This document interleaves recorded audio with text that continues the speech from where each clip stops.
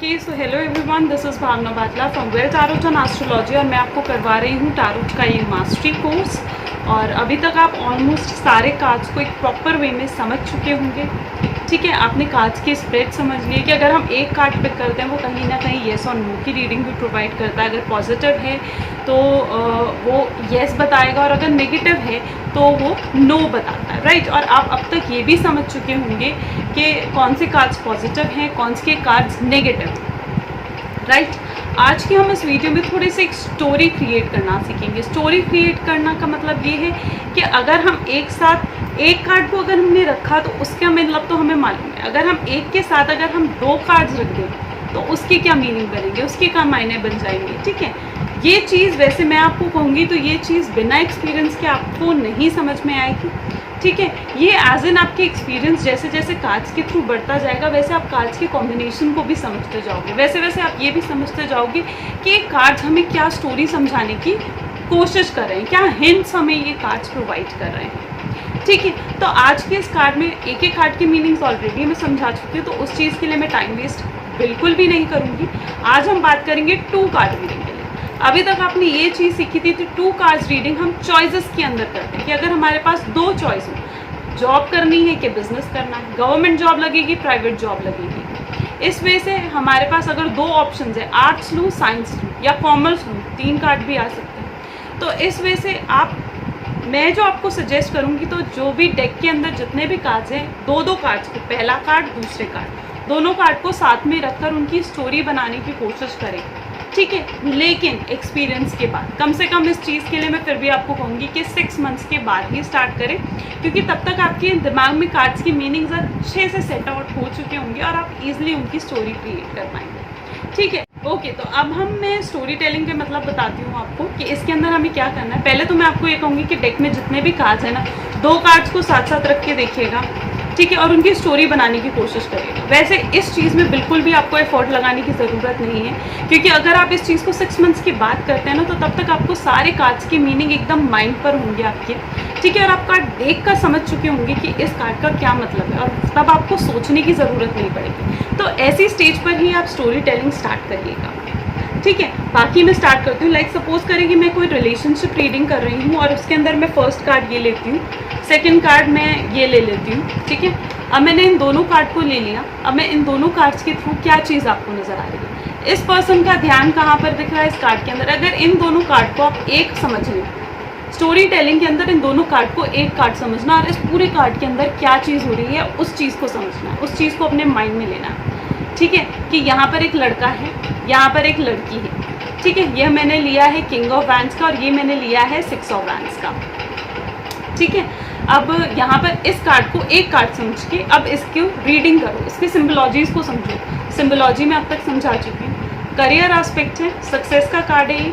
और ये जो कार्ड है, सबसे पहले हम पहला कार्ड लेते हैं। सपोज करें किंग ऑफ वैंड का कार्ड। ये जो पर्सन है इसका ध्यान आपको लगेगा कि इस लड़की की तरफ है और ये लड़की बहुत ज़्यादा सक्सेसफुल है, इस लड़की की बहुत सारे फॉलोअर्स हैं। ठीक है, और माइंड से भी काफ़ी शार्प है और करियर में काफ़ी सक्सेस पा चुकी है ये लड़की। ठीक है, और वहीं पर ये जो लड़का है, जिस लड़के का ध्यान उस लड़की की तरफ है, तो ये लड़का जो है ये करियर ओरिएंटेड ये भी। ठीक है, एक तरह से अथॉरिटी पावर है, बॉसी एटीट्यूड है इस लड़के का। और साथ में अगर आप देखोगे तो यहाँ पर अपने ही इसके कुछ नेगेटिव हो रहे हैं। तो अगर उस रिलेशनशिप रीडिंग के अंदर ये पर्सन पूछता है कि क्या मेरी मैरिज इस लड़की से हो जाएगी, तो चांसेस यहाँ पर कम हो जाते हैं, क्योंकि यहाँ पर उसके अपने पेरेंट्स, नेगेटिव कार्ड आ रहा है, नेगेटिविटी थोड़ी शो हो रही है इस पर्सन के पीछे। तो क्या मेरे अपने पर्सन जो है उसके खुद के जो पेरेंट्स हैं या उसके खुद के जो मेंबर्स हैं फैमिली के, वो इस चीज़ के लिए कहीं ना कहीं डिसएग्री कर सकते हैं। लेकिन लड़की की तरफ से कोई भी नेगेटिव असर नहीं दिख रहा है, कोई भी नेगेटिविटी नहीं दिख रही है, यानी यहाँ पर इस पेरेंट्स की तरफ से, इस लड़की के पेरेंट्स की तरफ से कोई प्रॉब्लम नहीं होगी। ठीक है, लड़के का ध्यान लड़की की तरफ है और लड़की का ध्यान भी लड़के की तरफ है। तो यानी इन दोनों के बीच में जो इमोशंस हैं, जो एक अंडरस्टैंडिंग है, वो एक बहुत पॉजिटिव अंडरस्टैंडिंग है, बहुत पॉजिटिव वे में है। ठीक है, तो यानी यहाँ पर इमोशन कंपैटिबिलिटी चीज़ें स्ट्रॉन्ग है। लेकिन अगर हम इसे लॉन्ग टर्म पर्सपेक्टिव में देखें तो ये वैंड्स की कार्ड है और वैंड्स की कार्ड जो है वो जल्दी ज़्यादा दूर तक नहीं जाती, ठीक है। तो यहाँ पर ये जो रिलेशनशिप होगा, मे बी ये किसी रिलेशनशिप की बिगनिंग के लिए भी हो सकता है, या फिर ये हो सकता है कि ये जो रिलेशनशिप है ज़्यादा आगे ना जाए, स्टेबल ना रहे या लॉन्ग टर्म ना रहे, ठीक है। क्योंकि इसके दिमाग में नेगेटिव थॉट्स आ सकते हैं, लड़के के दिमाग में नेगेटिव थॉट्स आ सकते हैं, लड़की के दिमाग में नहीं आएंगे, लड़के के माइंड में आएंगे। इस वजह से मैंने ये 2 कार्ड्स को रखा है। और इसकी और भी सिम्बोलॉजीज है, लाइक हॉर्स, लड़की की तरफ हॉर्स दिख रहा है और हॉर्स कहीं ना कहीं एक स्पीड को शो कर रहा है। यहाँ पर एक हॉर्स जो है वो एक तरीके से आगे स्लोली मूव कर रहा है, यानी she is behaving like very slowly भी, ठीक है। She is very like career में बहुत हाई हो चुकी है। तो ओवरऑल इस वजह से आप पूरी सिम्बोलॉजी 2 कार्ड्स को सामने रखकर समझने की कोशिश करें, लेकिन एक टाइम पीरियड के बाद, जल्दी नहीं करनी है, कि तब जब इन कार्ड्स की मीनिंग आपको अच्छे से समझ में आ चुकी है। जब आपको सारे कार्ड्स अच्छे से मतलब समझ में आ जाना, तो उसके बाद ही ये करें। अब मैं एक बार 2 कार्ड्स की समझा चुकी हूँ, एक बार मैं 3 कार्ड्स का और एग्जांपल आपको देना चाहूँगी। तो यहाँ पर सपोज करें मैं पहला फर्स्ट कार्ड ले लेती हूँ विनिंग का, सेकंड कार्ड में ले लेती हूँ एज ऑफ वैंड्स का, एंड थर्ड कार्ड में ले लेती हूँ 6 ऑफ वैंड का, ठीक है।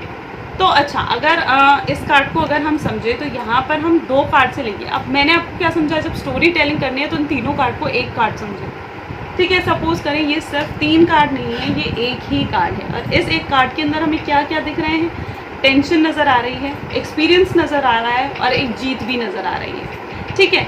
अगर मैं अभी तक आपने 3 कार्ड्स के अंदर 3 कार्ड स्प्रेड्स मैंने पहले समझाए थे, तो वो अभी तक समझे होंगे, जिसके अंदर पास्ट प्रेजेंट फ्यूचर स्प्रेड भी था, बिजनेस करियर चॉइस स्प्रेड भी था, ठीक है। लेकिन अब जो है इसमें सिर्फ स्टोरी के वे से समझेंगे, ये हम किसी स्प्रेड के वे से नहीं समझ रहे हैं, ये सिर्फ हम एक स्टोरी समझ रहे हैं सामने वाले पर्सन की।